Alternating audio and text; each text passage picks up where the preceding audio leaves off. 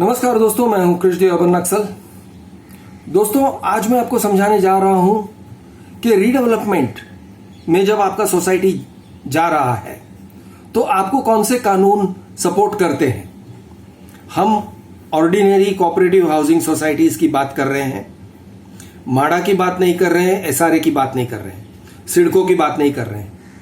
हम बात कर रहे हैं कोऑपरेटिव सोसाइटीज, मिडिल क्लास लोगों के रहने के घर जो जब रीडेवलपमेंट में जाते हैं, बिल्डर के साथ डेवलपमेंट एग्रीमेंट करते हैं, बिल्डर आईओडी या सीसी परमिशन लेके आएगा, बिल्डिंग टूट जाता है, बिल्डिंग तोड़ा जाता है और अगर कोई खाली नहीं करता है तो उसे धक्के मार के खाली करवाते हैं। पुलिस आ जाएंगे, बुलडोजर लेके आएंगे, पानी का लाइन काट दिया जाएगा, बिजली का लाइन काट दिया जाएगा, गैस निकाल दिया जाएगा और आखिर में जो इंसान उसको रोकने की कोशिश करेंगे उनको धक्के मार के निकाल देंगे। कोर्ट के ऑर्डर्स भी आ जाएंगे। तो यानी कोर्ट ऑर्डर बिल्डर को सपोर्ट करता है या सोसाइटी को सपोर्ट करता है जो किसी इंसान को बेघर करना चाहते हैं रीडेवलपमेंट के लिए। अगर ये इंसान रीडेवलपमेंट का जो पीड़ित है, मान लो कि उसको न्याय नहीं मिलता, मान लो कि बिल्डर सही समय पर सही काम नहीं कर रहा है या managing committee members, office bearers उसके साथ ज्यादती कर रहे हैं, उसको कहां से न्याय मिलेगा, कौन उसको न्याय देगा, हम इसकी चर्चा करने जा रहे हैं।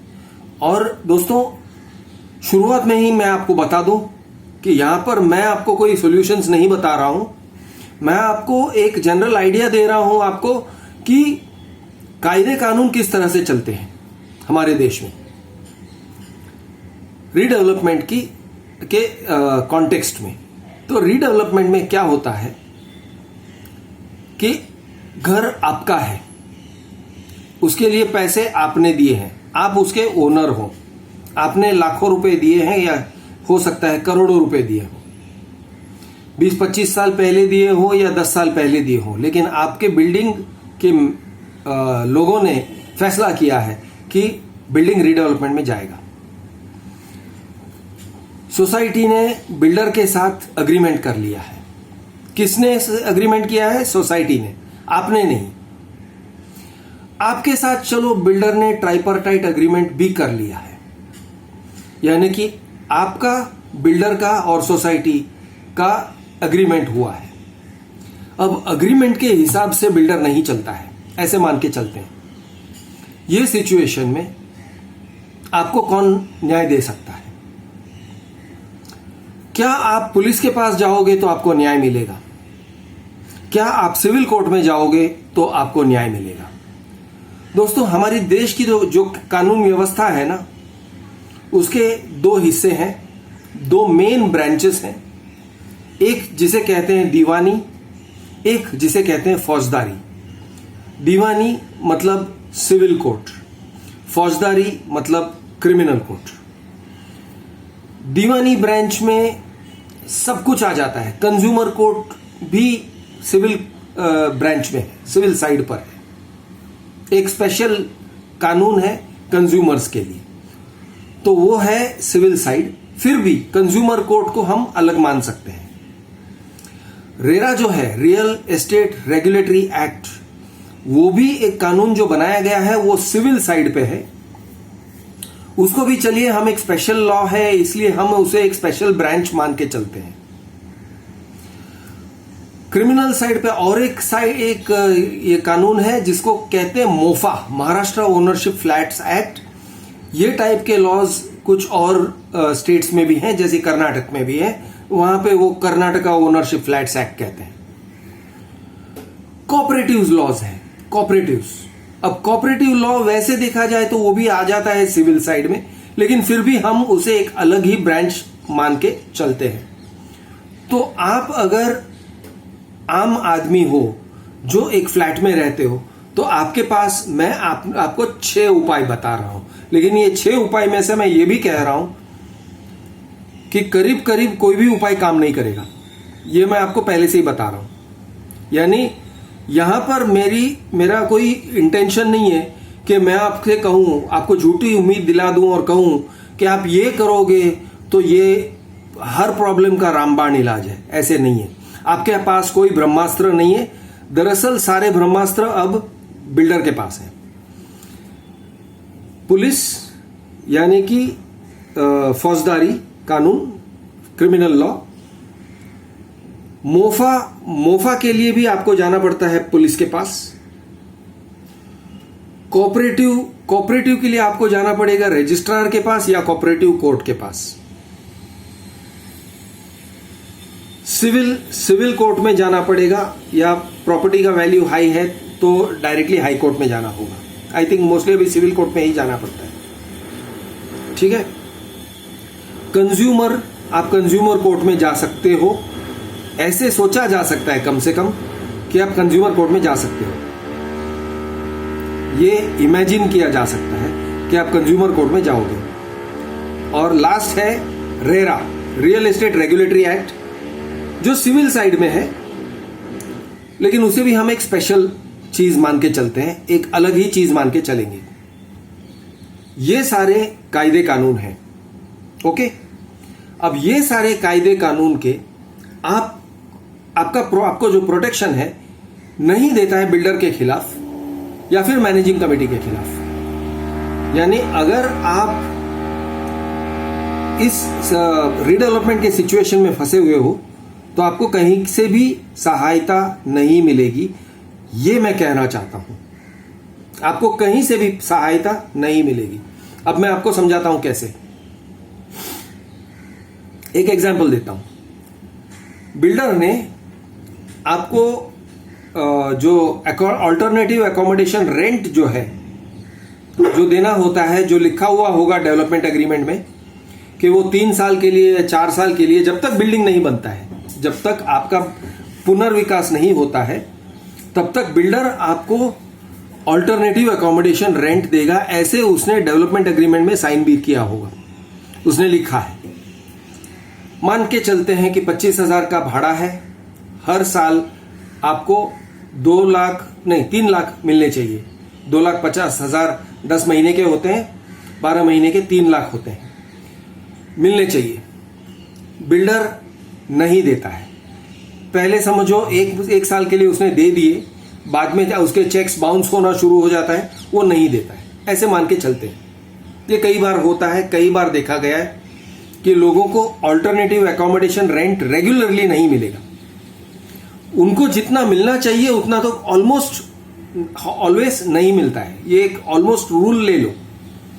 उसने अगर आपको बोल के रखा था कि 3 साल में पुनर्विकास हो जाएगा, नया बिल्डिंग खड़ा हो जाएगा, रिहैब कंपोनेंट खड़ा हो जाएगा, वो नहीं होता है। 1 साल लेट हो जाता है, आप बिल्डर के साथ ट्राई करते रहते हो, आपको रेंट मिले नहीं मिलता है। 2 साल हो जाते हैं,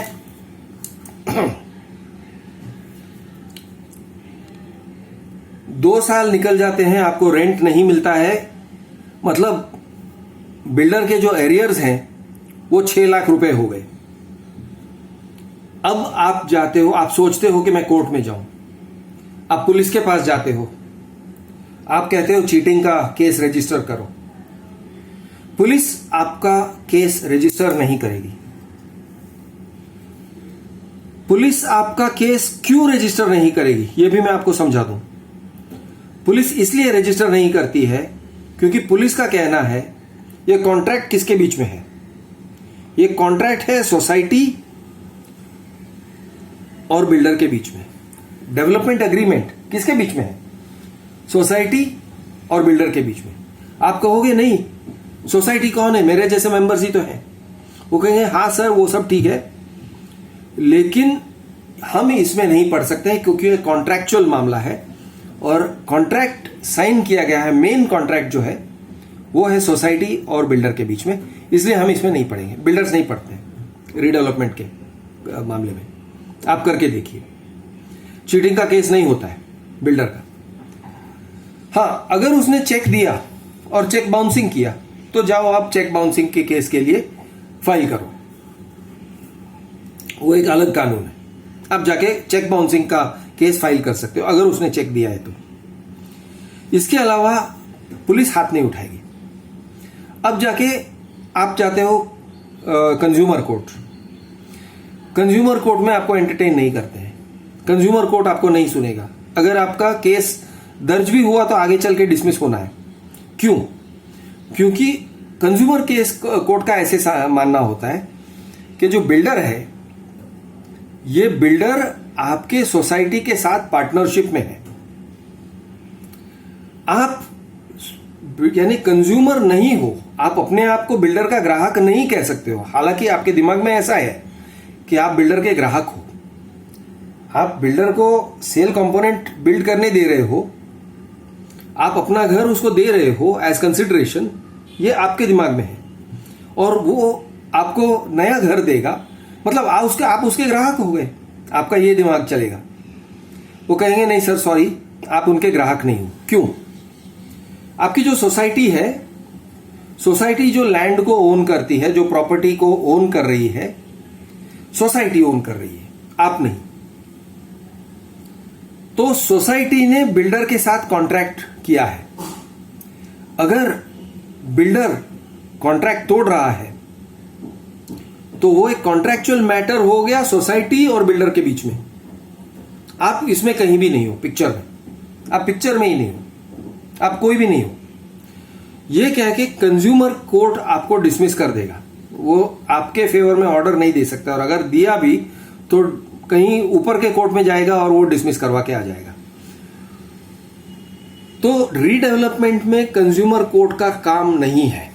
लोग कोशिश करते रहते हैं, लोग हाथ पैर मारते रहते हैं, और वकील उन्हें गलत दिलासा दिलाते रहते हैं, क्योंकि गलत दिलासा दिला के वकील उनसे पैसे ले लेते हैं। तो कंज्यूमर केस नहीं बनता है। कोशिश करके देख लो। फिर कोशिश करोगे रेरा में, आप रेरा में जाओगे, again same problem. Sir RERA एक ऐसा फोरम है जहां पे आपको अलॉटी होना है, और आप कहोगे हाँ मैं अलॉटी हूं, मैं फ्लैट ले रहा हूं, बिल्डर मुझे अलॉट कर रहा है फ्लैट, रिहैब कंपोनेंट का ही सही, तो मैं अलॉटी हूं। वो कहेंगे सॉरी सर, रेरा एक्ट जिस तरह से लिखा गया है उसमें अलॉटी वो होता है जो बिल्डर को पैसे देता है, यानी कि सेल कंपोनेंट, और वो अलॉटमेंट लेता है। आप अलॉटी बन सकते हो, एक तरीका है। वो कैसे? अगर आपने एक रूम बिल्डर से खरीदा, यानी ऐसे समझ के चलते हैं कि आपको 750 स्क्वायर फीट बिल्डर देने वाला था, आप कहते हो मुझे एक रूम और चाहिए तो 850 स्क्वायर फीट, तो 100 स्क्वायर फीट मैं खरीद रहा हूं, और उसके तरफ आप एक एग्रीमेंट कर लेते हो। तो आपका एग्रीमेंट हो गया 100 स्क्वायर फीट के लिए। अब आप हो गए बिल्डर के अलॉटी, आप हो गए बिल्डर के कस्टमर। आप रेरा में जा सकते हो वो 100 स्क्वायर फीट को लेके, वो 100 स्क्वायर फीट के बहाने आप बिल्डर को जिम्मेदार ठहरा सकते हो थ्रू रेरा। लेकिन इसके सिवा बहुत मुश्किल है, और वो भी इश्यूज, अगर आपको अल्टरनेटिव अकोमोडेशन रेंट नहीं मिल रहा है वगैरह, तो वो तो रेरा सुनेगी ही नहीं। मतलब रेरा आपके सामने एक अल्टरनेटिव नहीं है। आपके पास कोई भी चांस नहीं है कि आप रेरा में जाओगे और आपको न्याय मिलेगा। ओके, हम भाड़े की बात कर रहे हैं, और भाड़े जैसे बहुत सारे और प्रॉब्लम्स की बात कर रहे हैं जो रीडेवलपमेंट के बिल्डर्स खड़े करते हैं। तो ये हो गया रेरा, कंज्यूमर कोर्ट हो गया, पुलिस हो गया। अब समझो आप जाते हो सिविल कोर्ट में। सिविल कोर्ट में आप जाते हो तो सिविल कोर्ट में जाने के लिए सबसे बड़ी बात कौन सी है भाई? आप कौन हो? आप बिल्डर के कौन लगते हो? आप कहोगे ये लो अल्टरनेटिव अकोमोडेशन का अग्रीमेंट है। ये अग्रीमेंट को, यानी ट्राइपार्टाइट एग्रीमेंट को मैं एनफोर्स करवाना चाहता हूं। पहली बात कि सिविल कोर्ट बहुत स्लोली मूव करता है, बहुत ही ज्यादा स्लोली मूव करता है। आपका केस का लिस्टिंग तक मुश्किल हो जाता है। सिविल कोर्ट और भी स्लोली मूव करता है अगर आप हाई कोर्ट में जाते हो, यानी अगर हाई कोर्ट ही आपके लिए अप्रोप्रिएट जुरिस्डिक्शन है, क्योंकि आपके घर का एक वैल्यू है, तो ये और भी मुश्किल हो जाएगा। क्योंकि हाई कोर्ट में तो डेट्स पड़ते ही नहीं है ऐसे मामले के। सिविल कोर्ट में बहुत लंबे डेट्स पड़ते हैं। तो ये डेट, इसकी सुनवाई होते होते 6 महीने या 1 साल निकल जाएंगे, आपको न्याय मिलने का शुरुआत तक नहीं होगा। फिर भी अगर पूरी कोशिश है और सोसाइटी ने आपको साथ दिया, सोसाइटी वालों ने आपको डिले नहीं किया, सोसाइटी यानी कि कोऑपरेटिव सोसाइटी के जो ऑफिस बेरर्स हैं वो आपको अगर सपोर्ट करते हैं, तो शायद आपको सिविल कोर्ट से आपको एक और अच्छा ऑर्डर मिल सकता है आपके फेवर में। वो ऑर्डर का अमल अगर नहीं करेगा बिल्डर, ऑर्डर को अगर ओबे नहीं करेगा, तो फिर आपको जाना पड़ेगा वापस सिविल कोर्ट में कंटेम्प्ट का केस लेके, contempt of court, civil contempt of court, कि उसने कोर्ट के इसको अमल नहीं किया। बहुत लंबी कहानी है, वो डेट पड़ेगा ही नहीं। मतलब अगर बिल्डर ने सिविल कोर्ट के ऑर्डर को लेके कचरे में फेंक दिया, तो मान के चलो कि आपका कुछ होने वाला नहीं है। आप सिविल कंटेम्प्ट का केस चलाते चलाते बूढ़े हो जाओगे, आपको आपका डेट ही नहीं पड़ेगा। तो ये हो गया सिविल, ठीक है। बचता क्या है? तो रेरा हो गया, पुलिस हो गया, कंज्यूमर हो गया और क्रिमिनल हो गया, पुलिस हो गया। आपके पास बचता क्या है? कोऑपरेटिव। आप जाते हो कोऑपरेटिव कोर्ट में। अब कोऑपरेटिव कोर्ट की बात मैं आपको समझाता हूं। अब आप अगर कोऑपरेटिव कोर्ट में जाते हो और सोचते हो कि आपको न्याय मिलेगा, तो भूल जाओ। आपको न्याय मिल सकता है मैनेजिंग कमेटी के खिलाफ। कोऑपरेटिव कोर्ट इज आपके और आपके मैनेजिंग कमेटी के बीच में जो रिश्ता है उसको मैनेज करने के लिए है। जो कानून लागू होता है वहां पे वो है Maharashtra cooperative societies act, MCS act, और उसके रूल्स और आपके सोसाइटी के बाईलॉज वगैरह वगैरह। आप अगर ये कहते हो कि मैं कोऑपरेटिव कोर्ट के थ्रू या रजिस्ट्रार के थ्रू, क्योंकि आप रजिस्ट्रार के पास कुछ ग्रीवेंसेस के लिए आप रजिस्ट्रार के पास जा सकते हो, डेप्यूटी रजिस्ट्रार। कुछ ग्रीवेंसेस के लिए आप जाते हो कोऑपरेटिव कोर्ट में। यह भी महाराष्ट्र कोऑपरेटिव सोसाइटीज एक्ट तय करता है कि आप किसके लिए जाओगे। अब याद रखिए, कॉर्पोरेशन डिपार्टमेंट ने इसमें हस्ताक्षर किया है, आपके डेवलपमेंट एग्रीमेंट में हस्ताक्षर किया है, यानी ओके उसने हैंड या एक्चुअली सिग्नेचर साइन नहीं किया होगा, लेकिन आप बिल्डर को सिलेक्ट करते हो कॉर्पोरेशन डिपार्टमेंट की नजरों में, कॉर्पोरेशन डिपार्टमेंट को सामने रखते हुए, ठीक है। तो वो बिल्डर के साइड पे गारंटी देने के लिए खड़ी है एज अ विटनेस, लेकिन आप बिल्डर के खिलाफ नहीं जा सकते हो इन कोऑपरेटिव कोर्ट। आप जा सकते हो तो अपने सोसाइटी वालों के साथ अगेंस्ट जा सकते हो। अब बिल्डर ने आपको अगर पैसे नहीं दिए हैं, आप अगर सोसाइटी के ऊपर जोर डालोगे और कहोगे तुम लोग मामला उठाओ बिल्डर के साथ, लेकिन सोसाइटी मामला नहीं उठाता है बिल्डर के अगेंस्ट। सोसाइटी अगर बिल्डर से लड़ने को तैयार नहीं है, बिल्डर के साइड पे हो गया है, जो कि हम देखते हैं कि ऐसे होता है, या कम से कम उसके साइड पे नहीं भी हुआ होगा, लेकिन वो बिल्डर से पंगा नहीं लेना चाहते हैं, क्योंकि वो कहते हैं भाई यही बिल्डर हमारा घर बनाएगा, ये मकान तो वही बनाने वाला है ना, उसके अगेंस्ट हम कैसे जाएंगे। तो ये उनकी एटीट्यूड होती है। अभी ये वो कहते हैं उसी के गोद में बैठे हुए हम लोग और उसके अगेंस्ट लड़ेंगे, हम नहीं करेंगे। तो सोसाइटीज बिल्डर के अगेंस्ट जाना नहीं चाहते। ये बहुत ही मुश्किल घड़ी है आपके लिए, क्योंकि अगर सोसाइटी ने चाहा तो वो बहुत कुछ कर सकता है, लेकिन सोसाइटी चाहती नहीं है, सोसाइटी के ऑफिस बेरर्स चाहते नहीं है एज अ रूल, ओके। और मैं ये भी नहीं कह रहा हूं कि वो पैसे खा के बैठते हैं, फिर भी वो नहीं चाहते, फिर भी वो कहते हैं नहीं भाई रुक जाओ, टालेंगे वो आपको। फिर कभी कभार वो बहुत ही यानी एकदम नरमी से बिल्डर से कहेंगे भाई साहब ये इनका जरा ऑल्टरनेटिव एकोमोडेशन दे दो ना। वो उस तरह से आपके तरफ से नहीं लड़ेंगे, थोड़ा नरमी से कहेंगे कि यारी दोस्ती में कहेंगे कि इनका ऑल्टरनेटिव एकोमोडेशन थोड़ा सा दे दो ना।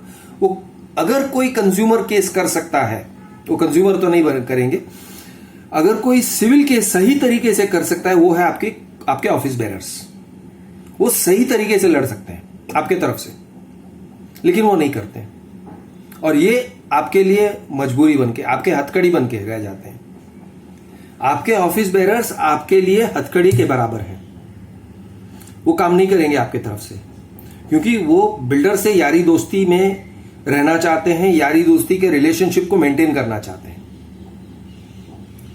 और बिल्डर भी उनके साथ बहुत अच्छा रिलेशनशिप बना के रखता है। वो कहता है देखो आप जानते हो मेरी मजबूरी है, मेरे पास फंड्स नहीं है, मेरे फंड्स अटके पड़े हैं, आप जानते हो मेरा कहां कहां फंड अटका पड़ा है। ऐसे सब वो उनको कोऑप्ट करके अंदर ले लेता है। और कुछ मैनेजिंग कमेटी वालों को वो इतना यारी दोस्ती कर लेता है कभी कभी कि उनके ऑफिस में आना जाना उनका रेगुलर हो जाता है। ऑफिस बेरर्स का रेगुलर हो जाता है कि वो बिल्डर्स के साथ उठते बैठते हैं, तो उनको लगने लगता है कि हमें बिल्डर्स हैं। वो बिल्डर के अगेंस्ट नहीं जाते हैं। ये आपकी मजबूरी है, ये आपके लिए एक हथकड़ी है। ये अक्सर होते हुए मैंने देखा है सोसाइटीज में। आप अगर बिल्डर के ऊपर केस कहीं भी कर देते हो, आपको सोसाइटी को तो मेंशन करना ही पड़ेगा, मैनेजिंग कमेटी को मेंशन करके ही रहना पड़ेगा, यानी उनको भी पार्टी बनाना पड़ता है। आप सिविल कोर्ट में जाओगे, बिल्डर के अगेंस्ट करोगे तो society is a necessary party. अब सवाल ये कि सोसाइटी आपके तरफ से खड़ी होगी या बिल्डर के तरफ।